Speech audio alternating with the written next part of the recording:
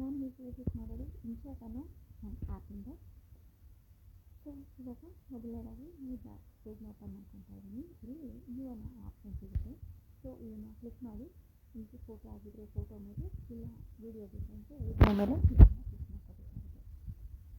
So ಈ ರೀತಿ click ಮಾಡಿದ್ಮೇಲೆ ಈ ರೀತಿ ಪೇಜ್ ಬರುತ್ತೆ. ನೀವು ಇಲ್ಲಿ ಇವಾಗ ಈ ಕಡೆ ಕಾಣಿಸ್ತಾ ಇದ್ದೀರಾ, ಅದನ್ನು ಕ್ಲಿಕ್ ಮಾಡಿದ್ರೆ ನಿಮಗೆ ಯಾವ ಡೈಮೆನ್ಷನಲ್ಲಿ ಬೇಕು ಇಲ್ಲೇ ತೋರಿಸ್ತಾ ಇದೆ. ನಿಮಗೆ ಯೂಟ್ಯೂಬ್ ಬೇಕಾದರೆ ಯೂಟ್ಯೂಬ್ಗೆ, ಇಲ್ಲ ಅಂತಂದರೆ ಇನ್ಸ್ಟಾಗ್ರಾಮ್ ಹಾಕಿ ಬೇರೆ ಯಾವ್ಯಾವ ಪೇಜ್ಗೆ ಯಾವ್ಯಾವ ಡೈಮೆನ್ಷನ್ ಬೇಕೋ ಆ ರೀತಿ ನೀವು ಸೆಲೆಕ್ಟ್ ಮಾಡ್ಕೊಂಡು ನೀವು ಸೆಲೆಕ್ಟ್ ಮಾಡ್ಕೊಂಡು ಹೋಗ್ಬೋದು. ಸೆಲೆಕ್ಟ್ ಮಾಡ್ಕೊಂಡು ನೀವು ಯಾವುದು ಪಿಕ್ಚರ್ ಆಗಿರ್ಬೋದು, ವಿಡಿಯೋ ಆಗಿರ್ಬೋದು, ನೀವು ಅದ್ರ ಪ್ರಕಾರ ನೀವೆಲ್ಲ ಚೇಂಜ್ ಮಾಡ್ಕೊಂಡು ಹೋಗ್ಬೋದು. ಈ ರೀತಿಯಾಗಿ ಡಿಸೈಡ್ನ ಮಾಡ್ಕೊಳ್ಳೋದಕ್ಕೆ ನಿಮಗೆ ಯಾವ ರೀತಿ ಬೇಕು ಅನ್ನೋದು ಈ ಕ್ಯಾನ್ವಾಸ್ ಅನ್ನೋದ್ರ ಮೇಲೆ ಕಾಣಿಸ್ತಾ ಇದೆ. ಸೊ ಅದನ್ನ ಕ್ಲಿಕ್ ಮಾಡಿ ಅದನ್ನು ನಿಮಗೆ ಬೇಕಾಗಿರುತ್ತೆ ನೀವು ಮಾಡ್ಕೋಬೋದು. ಆದಮೇಲೆ ಇಲ್ಲಿ ನಿಮಗೆ ಫಿಲ್ಟರ್. ಸೊ ಫಿಲ್ಟರ್ ಕೆಲವೊಂದು ಜಾಸ್ತಿ ಫಿಲ್ಟರ್ ಇದೆ, ಕಮ್ಮಿ, ಕಸಿ, ಹೈ, ಲಾಂಗ್ ಈ ರೀತಿ ಆಗಿರುವಂಥ ಕೆಲವೊಂದು ಇರುತ್ತೆ. ಸೊ ಇದ್ರ ಮೇಲೆ ನೀವು ಅಡ್ಜಸ್ಟ್ ಮಾಡಿಕೊಂಡು ನಿಮಗೆ ಯಾವ ಕಲರ್ ಬೇಕು, ಹೈ ಲೇಸರ್, ಶ್ಯಾಡೋ ಈ ರೀತಿಯಾಗಿ ಎಷ್ಟು ಜಾಸ್ತಿ ಬೇಕು ಎಷ್ಟು ಕಮ್ಮಿ ಬೇಕು ಅನ್ನೋದನ್ನು ನೀವು ಇಲ್ಲಿ ಎಲ್ಲದೂ ನಿಮಗೆ ಹೇಳ್ತಾ ಹೋಗ್ತಾರೆ.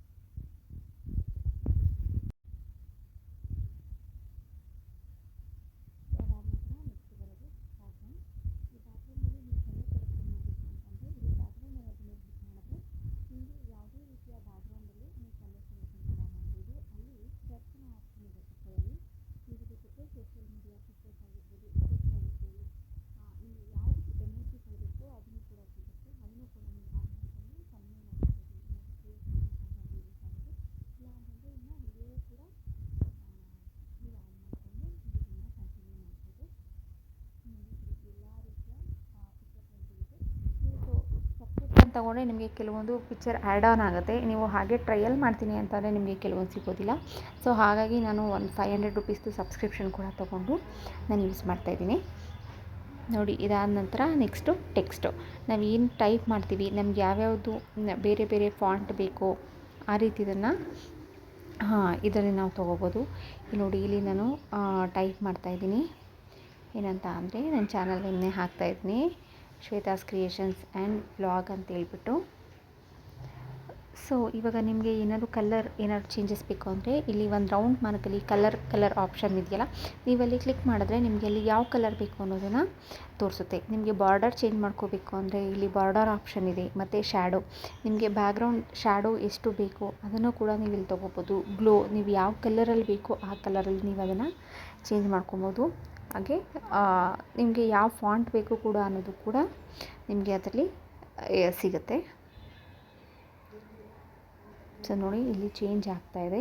ನಿಮಗೆ ಬೇರೆ ಕಲರ್ ಬೇಕಂತಂದ್ರೂ ಕೂಡ ನಾವು ಇಲ್ಲಿ ಸೆಲೆಕ್ಟ್ ಮಾಡ್ಕೋಬೋದು. ಫಾಂಟ್, ನಮಗೆ ಯಾವ ರೀತಿಯ ಫಾಂಟ್ ಬೇಕು ಆ ರೀತಿಯ ಫಾಂಟ್ಗಳು ಕೂಡ ಇಲ್ಲಿ ಸಿಗ್ತಾ ಹೋಗುತ್ತೆ.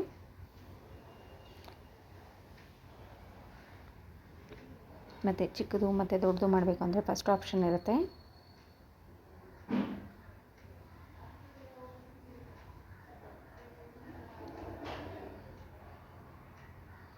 ನಿಮಗೆ ಜಾಸ್ತಿ ಮಾಡ್ಕೋಬೇಕು, ಕಡಿಮೆ ಮಾಡ್ಕೋಬೇಕು, ಇಲ್ಲ ಬೋಲ್ಡ್ ಮಾಡ್ಕೋಬೇಕು ಅಂದರೂ ಕೂಡ ಆಪ್ಷನ್ ನಿಮಗೆ ಎ ಅಂತ ಏನಿದೆಯಲ್ಲ ಅಲ್ಲೇ ಸಿಕ್ಬಿಡುತ್ತೆ. ನೋಡ್ತಿದ್ದೀರಲ್ಲ, ಕಲರ್ ಆಲ್ಮೋಸ್ಟ್ ಚೇಂಜ್ ಆಗ್ತಾ ಹೋಗ್ತಾ ಇದೆ.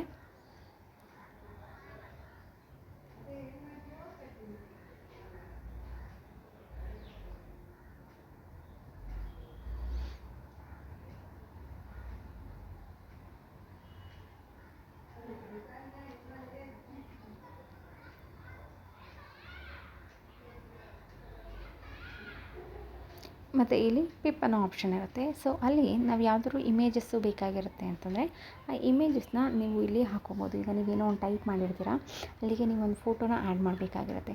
ಸೊ ಹಾಗಿದ್ದಾಗ ಅದಕ್ಕೆ ಪಿಪ್ ಅಂತೇಳಿ ಅಲ್ಲಿ ಆಪ್ಷನ್ ಇರುತ್ತೆ, PIP ಅಂತೇಳಿ. ಅಲ್ಲಿ ಸೆಲೆಕ್ಟ್ ಮಾಡಿದಾಗ ನಿಮಗೆ ಯಾವ ಪಿಕ್ಚರ್ ಬೇಕಾಗಿದೆ ಅದನ್ನು ಆ್ಯಡ್ ಮಾಡ್ಕೊಬೋದು. ಮತ್ತು ನೀವು ಕ್ರಾಪ್ ಮಾಡ್ಕೊಬೇಕು ಅಂತಂದರೆ ಇಲ್ಲಿ ಕ್ರಾಪ್ ಅನ್ನೋ ಆಪ್ಷನ್ ಇರುತ್ತೆ.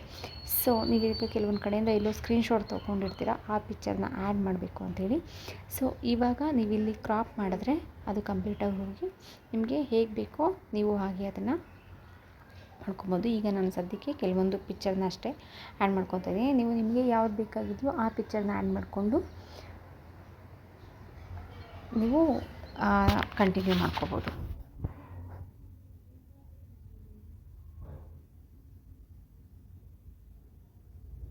ಇಲ್ಲಿ ನಿಮಗೆ ಏನು ಎಲ್ಲ ಆ್ಯಂಗಲ್ಸಲ್ಲಿ ಬರುತ್ತೆ. ನಿಮಗೆ ಹಾರ್ಟ್ ಶೇಪಲ್ಲಿ ಬೇಕು, ಈ ರೀತಿ ಬೇಕಂತಂದರೆ ನೀವು ನೆಕ್ಸ್ಟ್ ಇದರಲ್ಲಿ ನೀವು ಚೇಂಜಸ್ನ ಮಾಡ್ಕೋಬೋದು. ಇಲ್ಲಿ ಮಾಸ್ಕ್ ಅಂತ ನಿಮಗೊಂದು ಆಪ್ಷನ್ ಇರುತ್ತೆ.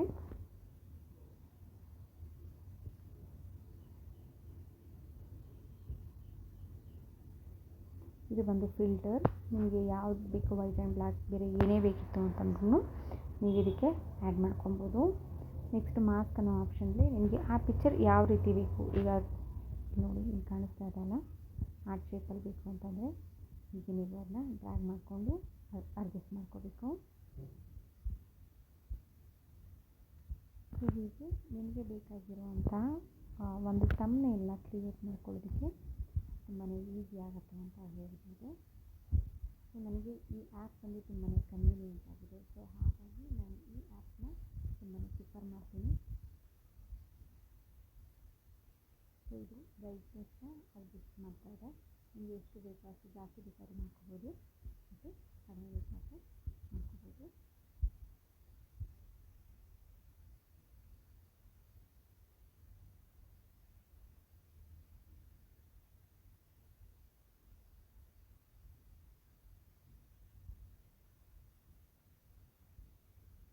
ಮತ್ತು ಕಾಪಿ, ಇಲ್ಲಿ ಕಾಪಿ ಆಪ್ಷನ್ ಬಂದಾಗ ನೀವು ಯಾವುದು ಇದ್ರ ಮೇಲೆ ಕ್ಲಿಕ್ ಮಾಡಿರ್ತೀರ ಅದೇ ಥರದ್ದು 2-3 ಬೇಕು ಅಂತಂದಾಗ ನೀವು ಅಲ್ಲಿ ಕಾಪಿ ಅಂತ ಕೊಟ್ಟರೆ ಸಾಕು, ನೀವು ಏನು ರೆಡಿ ಮಾಡಿರ್ತೀರ ಅದೇ ಕೂಡ ಕಾಪಿ ಆಗ್ತಾ ಹೋಗುತ್ತೆ. ಸೊ ಈ ರೀತಿಯಾಗಿ ಕೂಡ ನೀವು ಒಂದು ಸಮಯವನ್ನು ಡಿಫ್ರೆಂಟಾಗಿ ಕ್ರಿಯೇಟ್ ಮಾಡಿಕೊಂಡು ನಿಮ್ಮ ಚಾನಲನ್ನು ಮಾಡೋದ್ರಿಂದ ವೀಡಿಯೋ ಕೂಡ ಜಾಸ್ತಿ ಆಗುತ್ತೆ ಮತ್ತು ನೋಡೋದಕ್ಕೆ ಅಟ್ರಾಕ್ಟಿವ್ ಆಗಿರುತ್ತೆ.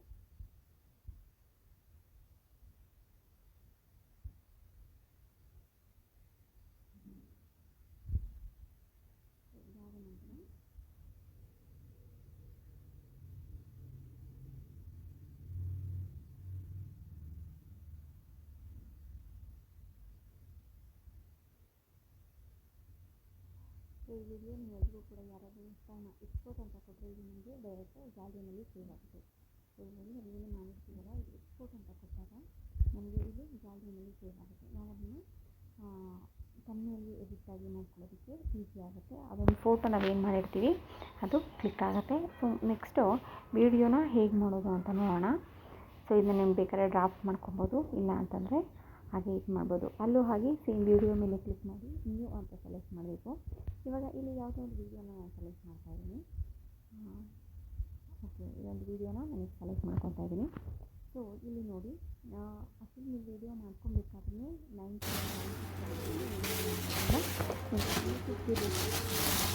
ತುಂಬ ಚೆನ್ನಾಗಿ ಸಿಗುತ್ತೆ.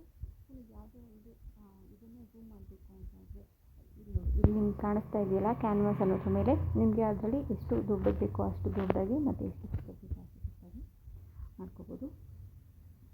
ಮತ್ತು ಅದಾದಮೇಲೆ ನಿಮಗೆ ಮಿಡ್ಲಲ್ಲಿ ಏನಾದರೂ ರಿಂಗ್ಟೋನ್ಗಳನ್ನ ಆ್ಯಡ್ ಮಾಡಬೇಕು ಅಂತ ಇದ್ದರೂ ಕೂಡ ನೀವು ಇಲ್ಲಿ ರಿಂಗ್ಟೋನ್ನ ಆ್ಯಡ್ ಮಾಡ್ಬೋದು. ನಿಮಗೆ ಯಾವುದು ರಿಂಗ್ಟೋನ್ ಬೇಕಾಗಿದೆ ಅದನ್ನು ಅಂದರೆ ಮ್ಯೂಸಿಕ್ ಇರುತ್ತೆ. ರಿಂಗ್ಟೋನ್ ಅಂತ ಹೇಳೋದಕ್ಕಿಂತ ಅದು ಒಂದು ಇದರಲ್ಲೇ ಸಿಗುವಂಥ ಕೆಲವೊಂದು ಮ್ಯೂಸಿಕ್ಕನ್ನು ನೀವು ಆ್ಯಡ್ ಆನ್ ಮಾಡ್ಕೋಬೋದು ನಿಮ್ಮ ವೀಡಿಯೋದಲ್ಲಿ.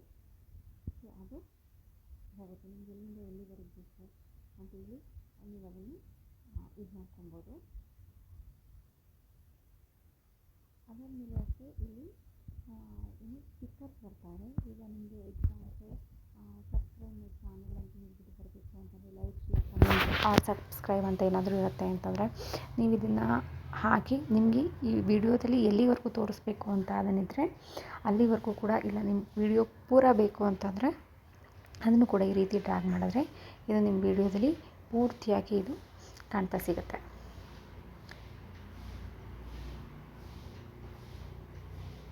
ಸೊ ಇದಾದ ನಂತರ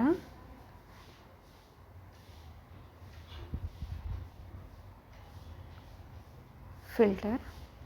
ನಿಮಗೆ ಇದು ಫಿಲ್ಟರ್ ಎಲ್ಲದರಲ್ಲೂ ಎಲ್ರಿಗೂ ಗೊತ್ತಿರುತ್ತೆ. ಸ್ಮಾರ್ಟ್ಫೋನ್ ಯೂಸ್ ಮಾಡುವಂಥ ಪ್ರತಿಯೊಬ್ಬರಿಗೂ ಫಿಲ್ಟರನ್ನು ಚೇಂಜ್ ಮಾಡಿದಾಗ ಅದಕ್ಕೆ ಬೇಕಾಗಿರುವಂಥ ಕಲರ್ಸ್ ಕೂಡ ಚೇಂಜ್ ಆಗ್ತಾ ಹೋಗುತ್ತೆ. ಸೊ ನೆಕ್ಸ್ಟ್ ಇಲ್ಲಿ ನಿಮಗೆ ವಿಡಿಯೋಗೆ ನಿಮ್ಮದೇ ಆದಂಥ ಒಂದು ಹೆಸರನ್ನ ಇರಬೇಕು, ಇಲ್ಲ ಏನಾದರೂ ಟೈಪ್ ಮಾಡ್ತಾ ಇರಬೇಕು ಅಂತಂದರೆ ನಿಮಗೆ ಇಲ್ಲಿ ಟೈಪ್ ಮಾಡಿ ನೀವು ಈ ರೀತಿ ಹಾಕಿ ಸೇಮ್ ಇವಾಗ ನೀವು ಹೇಗೆ ಈ ಚಾನಲ್ ಮೇಲ್ಗಡೆ ಹಾಕಿದ್ರಲ್ಲ ಅದೇ ಥರನೇ ಇದನ್ನು ಕೂಡ ನೀವು ಡ್ರ್ಯಾಗ್ ಮಾಡೋದ್ರಿಂದ ನಿಮಗೆ ಎಲ್ಲಿವರೆಗೂ ನಿಮ್ಮ ಚಾನಲ್ ನೇಮ್ ಆಗಿರ್ಬೋದು, ಇಲ್ಲ ನೀವು ಯಾವುದೋ ಒಂದು ವಿಷಯದ ಬಗ್ಗೆ ಏನೋ ಮಾಡ್ತಾಯಿದ್ದೀರಾ ಅಂತಂದರೆ ಕಂಪ್ಲೀಟಾಗಿ ಆ ವಿಡಿಯೋ ಫುಲ್ಲು ಆ ವಿಷಯದ ಬಗ್ಗೆ ಒಂದು ಮಾಹಿತಿ ಇರುತ್ತೆ.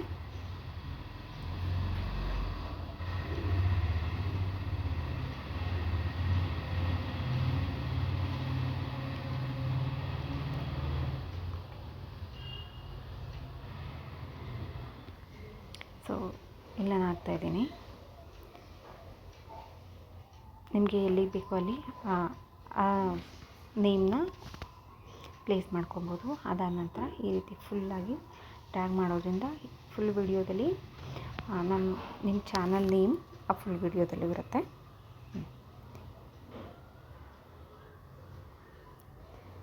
ಸೊ ಇದಾದ ನಂತರ ಇಲ್ಲೂ ಅಷ್ಟೇ ಕ್ಲಿಪ್ ಅನ್ನೋ ಆಪ್ಷನ್ ಇರುತ್ತೆ. ನೀವು ಅಷ್ಟೇ ಏನಾದರೂ ಹೇಳುವಾಗ ಅಟ್ಲೀಸ್ಟ್ ನೀವೊಂದು ಆ ಸಮಯಕ್ಕೆ ಬೇಕಾಗಿರುವಂಥ ಒಂದು ಪಿಕ್ಚರನ್ನು ಕೂಡ ನೀವು ಅದಕ್ಕೆ ಆ್ಯಡ್ ಮಾಡ್ಕೋಬೋದು. ಇವಾಗ ನೋಡಿ ನನ್ನದೊಂದು ಏನೋ ಒಂದು ಬ್ಯಾಂಗಲ್ಸ್ ಇದೆ, ಅದನ್ನು ಬಂದು ನಾನೇನೋ ಮಧ್ಯದಲ್ಲಿ ಹೇಳುವಾಗ ಅದು ಬೇಕಾಗತ್ತೆ ಅಂದರೆ ಇಲ್ಲಿಂದ ಇಲ್ಲಿವರೆಗೆ ಅಟ್ಲೀಸ್ಟು ನಮಗೆ ಆ ವಿಡಿಯೋಗೆ ಅದು ಯೂಸ್ ಆಗುತ್ತೆ ಅಂದಾಗ ನಾವು ಅದನ್ನು ತೊಗೊಂಡು ಅಲ್ಲಷ್ಟನ್ನು ನಾವು ಅದನ್ನು ಪ್ಲೇ ಮಾಡಿದ್ರೆ ಅದು ನಮಗೆ ಸೈಡಲ್ಲಿ ಕಾಣಿಸೋದಕ್ಕೆ ಶುರುವಾಗುತ್ತೆ. ಸೊ ಹಾಗಾಗಿ ಆ ವಿಡಿಯೋಗೆ ಕೂಡ ಸಂಬಂಧಪಟ್ಟಿದ್ದಾಗಿದ್ದರೆ ಈ ರೀತಿನ ಕೂಡ ಯೂಸ್ ಮಾಡೋದ್ರಿಂದ ಎಲ್ಲರಿಗೂ ಕೂಡ ಅರ್ಥ ಆಗುತ್ತೆ. ನಿಮ್ಮ ವಿಡಿಯೋ ಕೂಡ ಸ್ವಲ್ಪ ಕ್ರಿಯೇಟಿವ್ ಆಗಿ ಎಲ್ರಿಗೂ ಗೊತ್ತಾಗಲಿಕ್ಕೆ ಶುರುವಾಗುತ್ತೆ. ಸೊ ಅದಾದ ನಂತರ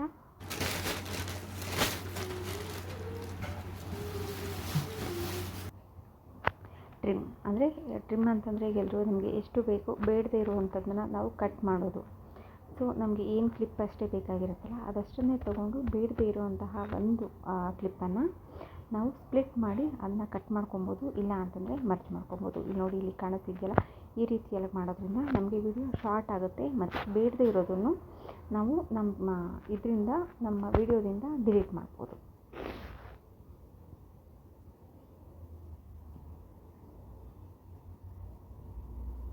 ಮತ್ತು ನೀವು ಅದನ್ನು ಸ್ಪ್ಲಿಟ್ ಮಾಡ್ಕೊಬೋದು, ಇಲ್ಲ ಡಬಲ್ ಮಾಡ್ಕೊಬೋದು, ತ್ರಿಬಲ್ ಮಾಡ್ಕೊಬೋದು, ಮತ್ತು ಸ್ಲೋ ಕೂಡ ಮಾಡ್ಕೊಬೋದು.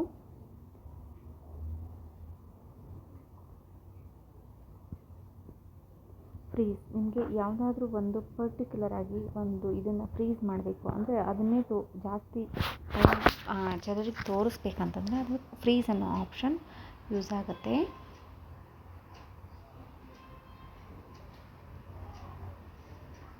ರಿವೈಂಡಿಂಗ್, ನಾವು ಮೊದಲನೇದಾಗಿ ಏನಾದರೂ ಸ್ಟಾರ್ಟಿಂಗಲ್ಲೇ ವೀಡಿಯೋನ ರಿವೈಂಡಿಂಗ್ ಹಾಕಬೇಕು ಅಂತಂದರೆ ಸೊ ಅದನ್ನು ರಿವೈಂಡಿಂಗ್ ಅಂತ ಕೊಟ್ಟರೆ ಇಲ್ಲಿ ನೋಡಿ ನಾವು ಏನು ಮಾಡಿರ್ತೀವಲ್ಲ ಅದೆಲ್ಲವೂ ಕೂಡ ರಿವೈಂಡ್ ಆಗಿ ನಮಗೆ ಪ್ಲೇ ಆಗೋದಕ್ಕೆ ಶುರು ಆಗುತ್ತೆ. ಕೆಲವೊಬ್ರು ಕೇಳ್ತಿರ್ತಾರೆ ರಿವೈಂಡಿಂಗ್ ಹೇಗೆ ಮಾಡೋದು ಅಂತ. ಸೊ ಹಾಗಾಗಿ ಈ ಆ್ಯಪಲ್ಲಿ ರಿವೈಂಡ್ ಮಾಡೋದು ತುಂಬಾ ಈಸಿಯಾಗಿರುತ್ತೆ. ಇಲ್ಲಿ ನೋಡಿ, ನಾನು ಹೇಗೆ ತೆಗ್ದಿದ್ದಿತ್ತಲ್ಲ ಇವಾಗ ಅದೇ ವಾಪಸ್ ಹೋಗೋ ಥರ ನಾನು ಅದೊಂದು ವಿಡಿಯೋ ಮಾಡಿದ್ದೀನಿ, ಅದು ರಿವೈಂಡ್ ಆಗೋದಕ್ಕೆ ಶುರುವಾಗಿದೆ.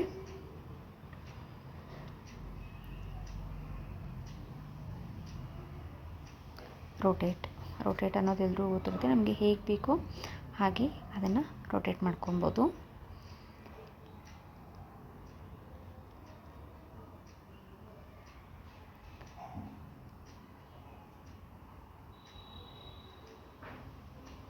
ಮತ್ತು ಇದಾದ ನಂತರ ಎಕ್ಸ್ಪೋರ್ಟ್ ಅಂತ ನಾವು ಅದನ್ನು ಕ್ಲಿಕ್ ಮಾಡಬೇಕಾಗುತ್ತೆ. ಎಕ್ಸ್ಪೋರ್ಟ್ ಅಂತ ಕ್ಲಿಕ್ ಮಾಡಿದ್ಮೇಲೆ ಇದು ಕಂಪ್ಲೀಟಾಗಿ 100% ಆದಮೇಲೆ ಬಂದು ನಮಗೆ ಗ್ಯಾಲರಿನಲ್ಲಿ ಸ್ಟೋರ್ ಆಗುತ್ತೆ. ಇದಾದ ನಂತರ ನಾವು ನಮ್ಮ ಚಾನಲ್ಗೆ ವಿಡಿಯೋ ಶುರು ಆಗಿರುತ್ತೆ.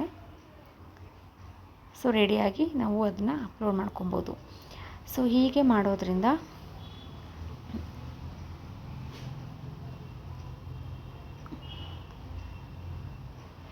ಇವಾಗ ಇದು ಪ್ಲೇ ಆಗ್ತಾಯಿದೆ.